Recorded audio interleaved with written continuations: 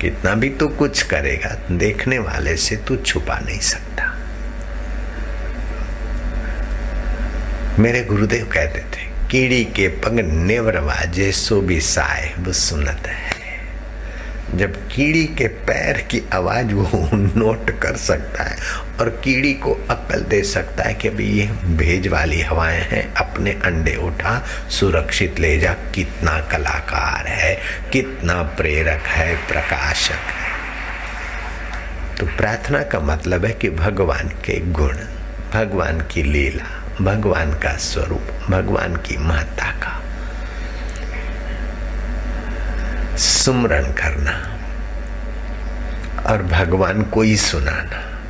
चाहे निर्गुण निराकार भगवान, चाहे सगुण साकार भगवान, चाहे सगुण निराकार भगवान। जैसे आकाश है तो सगुण निराकार भगवान की अभिव्यक्ति। ले लिया गीता का पाठ, अथवा तो आत्मज्ञान की कोई पुस्तक ले गई, जीवन रसायन ले लिया, ये ले। प्रभु जी रोज आपको मैं पाठ सुनाऊंगा, लेकिन इसके पीछे जो सूक्ष्म रहस्य है और इस संत वाणी से अथवा आपकी वाणी से आप हमें जो समझाना चाहते हो वो हमारे हृदय में प्रकट हो। अनजाना देश है प्रभु, अनमिला पिया है तू, मैं तुझे सतत हूँ तेरा हूँ।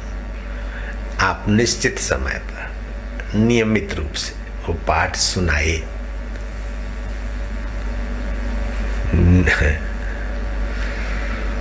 साकार सगुण निराकार को, अथवा सगुण साकार को, अथवा निर्गुण निराकार को। कोई नहीं सुनता, कोई नहीं देखता, फिर भी सुनने वाला, देखने वाला आपका पाठ सुनता है, आपकी प्रार्थना और आपके हाव भाव देखता है। आप इसमें संदेह ना करो। आप थोड़े दिनों में पाओगे कि अरे राम रे राम, बापू जी ये तो हमको पता ही नहीं था कि इतना परिवर्तन हो गया। इतना मेरा गुस्सा, काम, क्रोध, क्या करूं, इधर जाऊं उधर जाऊं, उधेड़ बूंद सब गायब हो गई। मुखा ये खपा, ये करना, वो करना, ये धरना, ये सारी उधेड़ बूंद छूमंतर। अभी चमचों की खुशामत है, वो सब फीकी लगती है। अब साईं जी आपने जो बताया, ओ हो बापू गजब हो गया। लेकिन खजाने और भी है, लेकिन इस ब्रेक के बाद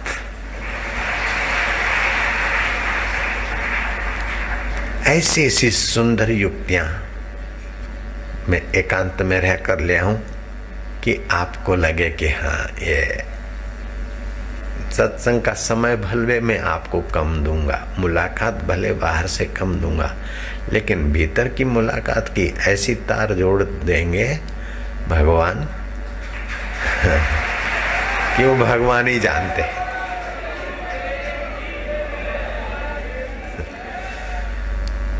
तो आपके शुभ भाव भी एक प्रकार की प्रार्थना है। मनुष्य की दो कमजोरियां हैं, उन कमजोरियों का फायदा उठाकर सब एक दूसरे को उल्लू बना रहे।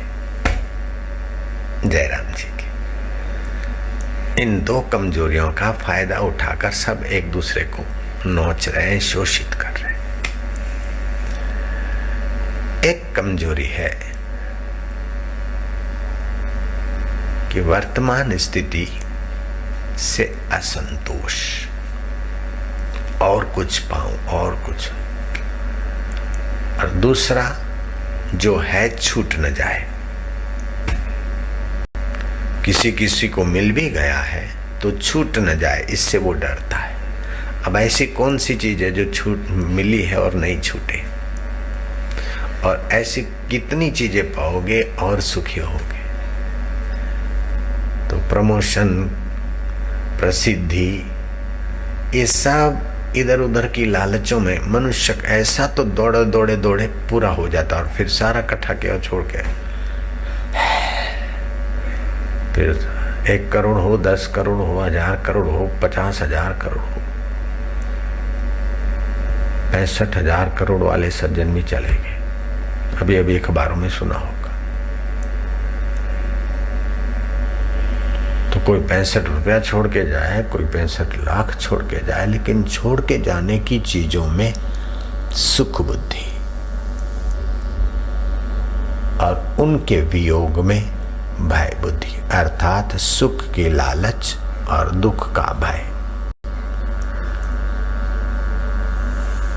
हिलचाल करते हो, सबका ध्यान खींचता है आगे वाले माइक वाले, कम से ये बड़ी कमजोरियां हैं, अर्थात प्रलोभन और परिस्थितियों की गुलामी। इनसे अगर बच गए तो आपका अंतःकरण शुद्ध हो जाएगा।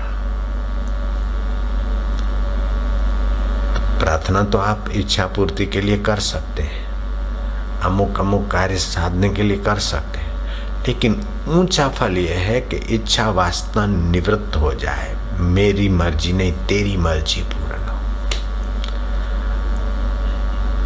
शराबी की मर्जी पूर्ण करना चाहो तो आपको शराबी बनना पड़ेगा, जुआरी की मर्जी पूर्ण करना चाहो तो आपको जुआरी बनना पड़ेगा। जयराम जी की, ठीक है ना?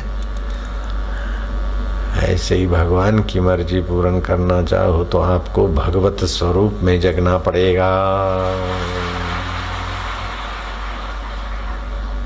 भगवत प्राप्त महापुरुष और भगवान जिस चीज को ऊंचे में ऊंचा अनुभव कर चुके हैं, तो उनकी मर्जी के अनुसार अपनी दृष्टि बना दोगे तो उनकी मर्जी पूर्ण हो तो आपको सुख का लालच नहीं, दुख का भय नहीं।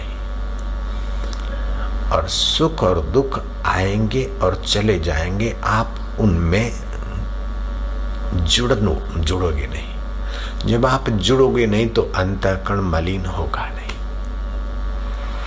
तो जो प्रार्थना करने वाला है, जो प्रार्थना करने वाला है और जो प्रार्थना सुनने वाला है, वास्तविक में जीवात्मा परमात्मा एक ही सिक्के के दो पहलू हैं।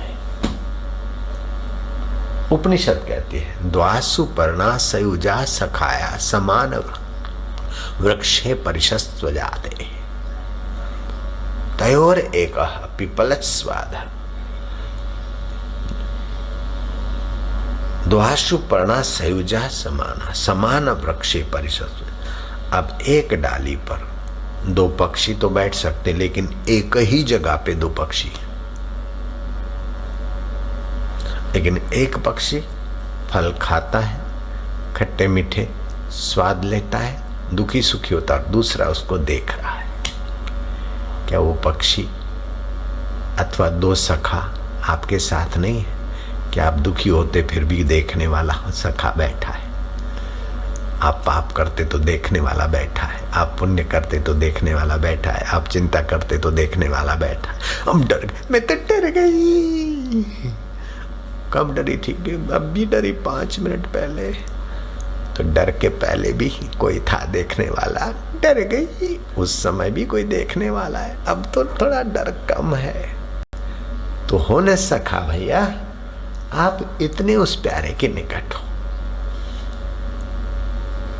बंदगी का था कसूर, बंदा मुझे बना दिया, मैं खुद से था बेखबर तभी तो सिर घुमा दिया। वो थे न मुझसे दूर न मैं उनसे दूर था, आता न था नजर तो नजर का कसूर था। गुरु ने नजरिया दे दिया, सुध सुध दो दिवस है, हमारा जन्मों की थकान और प्यास मिट गई।